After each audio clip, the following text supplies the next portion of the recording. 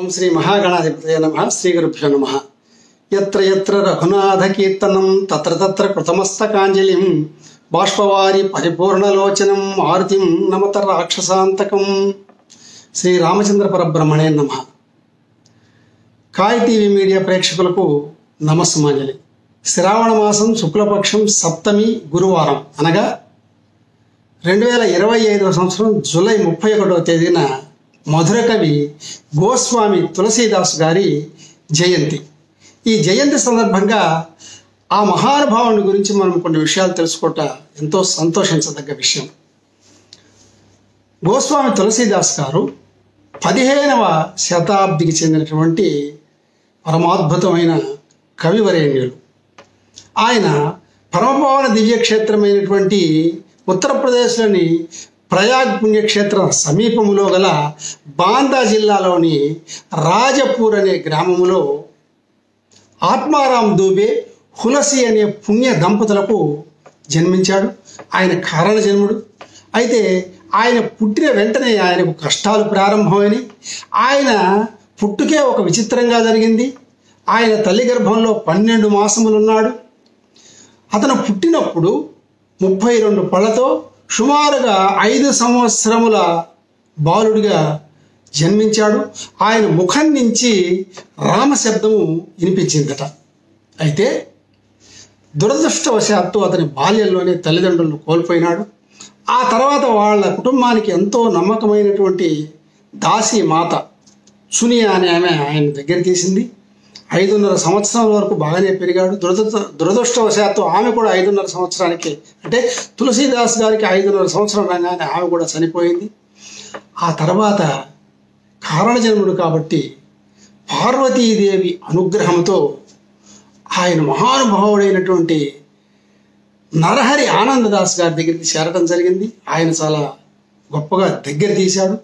1504వ సంవత్సరంలో నరహరి ఆనందదాస్ గారు తులసీదాస్కి ఉపనయనాది సంస్కారాలు చేశారు. చక్కగా గాయత్రి నేర్చుకున్నాడు. ఆయన దగ్గర అనేక రకములైన పురాణములు, వేదాంగములు చాలా చక్కగా అభ్యసించాడు. ఎందుకంటే తులసీదాస్ గారు ఏకసంతాగ్రాహి, గురుముఖత ఒకసారి చెప్తే వెంటనే వంట పట్టించుకునేవాడు. అలాంటి గొప్ప వ్యక్తి. తర్వాత ఆ గురువు గారి అనుగ్రహంతో ఆయన వరాహ క్షేత్రం చేరారు. అక్కడ ఇంకా గొప్ప వ్యక్తి అయినటువంటి శేషతల్ప సాయి అనేటటువంటి గురువు గారిని కలవడం జరిగింది. ఆయన అనుగ్రహంతో ఆయన దగ్గర ఉండి రామచరిత్రను 15 సంవత్సరములు ఏకధాటిగా భక్తి శ్రద్ధలతో గ్రహించి వంట పట్టించుకున్నాడు.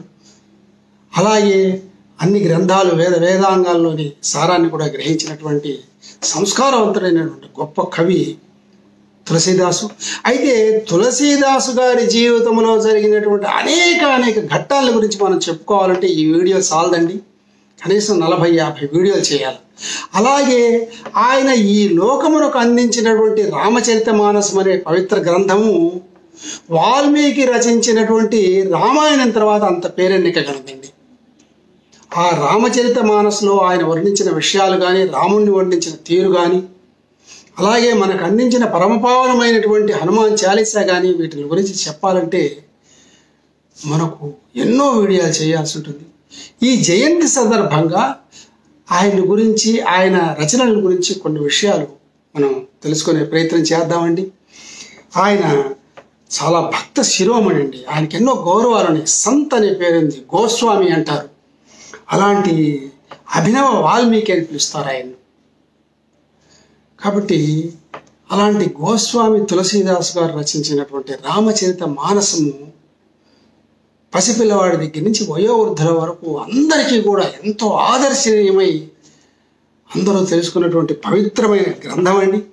తర్వాత ఆయన కొంతకాలానికి కాశీ చేరారు. అంటే తులసీదాస్ గారి జీవితం అంతా అయోధ్య, కాశీ మధ్యలోనే జరిగిపోయిందండి.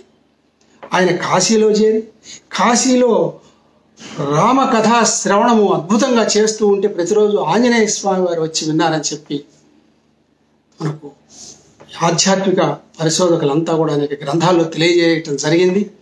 ఆంజనేయ స్వామిని ప్రత్యక్షం చేసుకొని ఆంజనేయ స్వామి ద్వారా శ్రీరామచంద్ర ప్రభువుని సాక్షాత్కరింపజేసుకున్నటువంటి పరమ యోగి పుంగవుడు తులసీదాసు. కాబట్టి ఆయన వేదాంత రహస్యాలు, ఉపాసనా జ్ఞానం అనన్య సామాన్యమైనది. సాంప్రదాయ సాహితీవేత్తలు అందరూ కూడా ఆయన రామచరిత మానసమును ఎంతగానో మెచ్చుకున్నారని. ఆయన క్రీస్తు శకము 1631 సంవత్సరంలో అయోధ్యలో శ్రీరామనవమి మహోత్సవములు జరుగుతున్న రోజున ప్రాతకాలంలో లేచి రామచంద్రుణ్ణి రకరకాలుగా పూజించి అర్చించి ఈ రామచరిత మానసం అనేటటువంటి రచనను పరమాద్భుతంగా ప్రారంభించాడండి.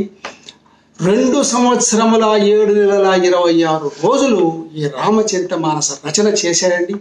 ఆ తర్వాత విచిత్రంగా మళ్ళీ 1633 సంవత్సరం మార్గశిర మాసం శుక్లపక్షంలో సీతారామచంద్ర స్వామి వారి కళ్యాణ మహోత్సవం నాటికి ఆ 7 కాండములు పూర్తి చేసి ఆయన చక్కగా లోకానికి అందించాడండి. ఈ పూర్తి చేసిన తర్వాత కాశీ చేరి కాశీలో అన్నపూర్ణ విశ్వేశ్వరులకు శ్రీరామచరితాన్ని ఆయన వినిపించాడండి స్వయంగా. ఎంత అద్భుతం అండి, వాళ్ళు విన్నారు. అలాగే ఆ రాత్రికండి వినిపించిన తర్వాత ఆ గ్రంథాన్ని కాశీ విశ్వేశ్వర స్వామి మందిరంలో అత్యంత భక్తి శ్రద్ధలతో ఉంచాడండి. ప్రాతకాలంలో లేచి చూస్తే ఆ గ్రంథాన్ని తెరిచి చూస్తే అందులో సత్యం, శివం, సుందరం అనేటటువంటి మధుర పదత్రయం వ్రాయబడిందండి. అదండి తులసీదాసు గారి గొప్పతనం. పరమేశ్వరుడు అనుగ్రహించాడు, పార్వతీమాత అనుగ్రహించింది. ఆయన ఈ గ్రంథ ప్రారంభంలో సమస్త దేవతలను ఎంతో మధురంగా శ్లాఘించాడండి.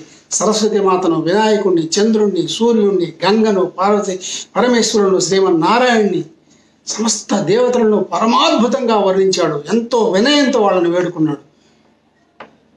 అంత గొప్ప కవి ఆయన. ఇంకా గొప్ప విషయం ఏంటంటే ఆ గ్రంథం కింద సత్యం, శివం, సుందరం అని రాసి సాక్షాత్తు శంకరుని యొక్క సంతకం కూడా గోచరించిందటండి. ఎంత అద్భుత విషయం అండి. కాశీ అను ఆనంద వనమున తులసీదాస్ అనడి తులసి మొక్క కలదు, అది మిక్కిలి సుందరమైనది, దాని కవితా రూపము ఎంతో ఎంతో మధురమైనది, దానిపై శ్రీరాముడు అను తుమ్మెద నిరంతరము పరిభ్రమించుచుండును అని తులసీదాసు రామాయణ విషయాల్ని తెలుసుకునేటప్పుడు అందరూ కొనియాడారండి. అంత గొప్పదండి తులసి రామాయణం. ప్రపంచంలో శ్రీరామచరితం వల్లే ప్రియమును చేకూర్చున్నది ఈ లోకంలో వేరేది లేదు అని చెప్పి తులసీదాసు స్వయంగా తన ఈ రచనా సమయంలో చెప్పుకున్నాడు. రామచరిత మానసము యొక్క రచనా సమయమున ఆయన మనసులో ఏం భావించాడో కూడా ఒకసారి చూద్దామండి. ఆయన ఏమన్నాడంటే, నేను ఈ పవిత్రమైన సుందర కథను మనస్సును నిలుపుకొని యథావిధిగా సుందర గానమును చేసి తిని ఈ కలియుగమున యోగము, యజ్ఞము, జపము, తపము, వ్రతము, అర్చనము ఇవి ఏవి శ్రీరామచంద్రుని వలె ఉత్తమోత్తమైన ఫలితములను ఇయ్యజాలవు అన్నాడు. కేవలము శ్రీరాముని స్మరించుట, శ్రీరాముని దివ్య గుణగణములను గానము చేయుట మరియు వినుటయే సమస్త మానవాళికి పరమ కర్తవ్యము. శ్రీరామచంద్రుడు పతిత పావనుడు అంటూ ఆయనే అనుకున్నాడు. ఓ మనసా, శ్రీరాముని భజించి ఆ శ్రీరాముని పరమపదము పొందని వారెవరు అని ప్రశ్నించుకున్నాడు. అలాగే భీరులు, యవనులు, కిరాతకుల వంటి ఎందరో దుష్టులను కూడా ఆ స్వామి తరింపజేశాడు. వారు పరమ పవిత్రులైనారు. ఇది అందరూ గమనించాలి. శ్రీ రామాయణమునందలి 5100 చౌపాయులను శ్రీ రామచరిత మానసమున మనోహరమైనవిగా మనస్సును ధరించి హృదయములో స్థిరపరచుకుంటుంది. శ్రీరాముని కృప వలన తులసీదాసు అను నేను మనస్సులో పరమశాంతి పొంది తిని అని చెప్పి ఆయన తలుచుకున్నట్టండి. అలాంటి మహాకవి. శ్రీరామచరిత మానసమునకు విశ్వసాహిత్యములోనే ఒక అత్యున్నతమైనటువంటి స్థానం ఉందండి. ఇందు ఉత్తమమైనటువంటి కావ్య లక్షణాలు అన్నీ కూడా విలసిల్లుతున్నాయి. అలా రాశాడు ఆయన. రామచరిత మానస సర్వాంగ సుందరము నవరస భరితం. ఇందలి భక్తి జ్ఞాన త్యాగ వైరాగ్య సదాచారములను గూర్చిన ఉపదేశములు సర్వోన్నతములు. ఈ కావ్యము పండిత పామరులు అందరినీ కూడా ఆనందింపజేయును, సంపన్నులను నిరుపేదలను ఆకర్షించును. గృహస్థులు, సన్యాసులు, స్త్రీలు, పురుషులు, బాలురు, వృద్ధులు అందరూ అంటే 50 మంది కూడా మక్కువతో పఠింతురు. ఇందలి ప్రతి వాక్యము దివ్య మంత్ర సదృశం, సర్వశుభంకరము. ఇది ఆశీర్వాదాత్మకమని ఆయన చెప్పుకున్నాడండి. అలాగే ఇటు దివ్య గ్రంథము యొక్క పఠన పాఠనములు, మనన అనుశీలనములు, ప్రచారములు జగత్తుకు కళ్యాణకారకములు అని చెప్పి అందరూ గ్రహించారు. దీని అనువాదములు, వ్యాఖ్యానములు అన్ని భారతీయ భాషల్లో మనకు దొరుకుతాయండి. అందువల్ల ప్రతి ఒక్కరూ రామచరిత మానసమును చదివి తీరాలి. శ్రీరాముని యశస్సు అనడి సరయునది శ్రీరామచరిత మానసం అనడి సరోవరము నుండే బయలుదేరిందని చెప్పుకున్నాడు ఆయన. శ్రద్ధయను దారిభత్యము, సాధుజనుల సాంగత్యము, శ్రీరాముని ఎడల భక్తి అనునవి లేని వారికి ఈ మానస సరోవరమును చేరుటకు వీలు లేదని చెప్పాడండి. ఎంత గొప్పగా చెప్పాడు. అలాగే శ్రీరామచరిత మానస్సు ఒక దివ్య చింతామణి, మనోవాంఛలు ఈడేర్చుటలో ఒక కల్పవృక్షం, సుఖవీశ్వరుల మనస్సులనడి శరత్ ఆకాశమున ప్రకాశించు నక్షత్ర సముదాయం, భక్తులకు జీవన సర్వస్వము, సంపూర్ణ పుణ్యఫల స్వరూపం, పరమానందదాయకము, భక్తుల మనస్సులందు విహరించు రాజహంసట. అలాగే సదా రామస్మరణ చేయ వారికి గంగా తరంగమాల రామచరిత మానసం. అలాగే రామభక్తులు తమ అంతఃకరణములందరి అజ్ఞాన అంధకారములను అంతరింపజేసుకొనుటకై ఈ మానసమును భాషాబద్ధమనరచితిని అని చెప్పుకున్న మహానుభావుడైన. అలాగే శ్రీరామచరిత మానసము అత్యంత పుణ్యప్రదము, సమస్త పాపహరం, సర్వదా మంగళకరం, అనన్య భక్తి జ్ఞానములు ప్రసాదించును, మాయామోహ మాలిన్యములను నశింపజేయున్నది అని చెప్పాడు. అలాగే నిర్మల ప్రేమ జల పరిపూర్ణము, సర్వ శుభప్రదం. ఈ మానస సరోవరమున భక్తిపూర్వకముగా మునకలు వేయువారు సాంసారిక క్లేశములు అనడి ప్రచండ సూర్యకిరణములచే దహింపబడక పరమశాంతిని పొందుతురుగాక అన్నాడు చివరిలో. కాబట్టి ఆయన జయంతి సందర్భంగా ఆయన రచించినటువంటి రామచరిత మానసం గురించి కొన్ని విషయాలు మాత్రమే మనం తెలుసుకోగలిగాము. ఆ రామచరిత మానసం మొత్తాన్ని మనం చెప్పుకోవాలంటే ఈ వీడియో చాలండి. మరికొన్ని వీడియోల్లో గ్రంథం యొక్క గొప్పతనాన్ని తెలుసుకుందాం. జై శ్రీరామ్, జై హనుమాన్, స్వస్తి. మరిన్ని అప్డేట్స్ కోసం మా కాయ్ టీవీని సబ్స్క్రైబ్ చేసుకోండి. మా వీడియో కనుక మీకు నచ్చినట్లయితే లైక్ చేయండి, షేర్ చేయండి.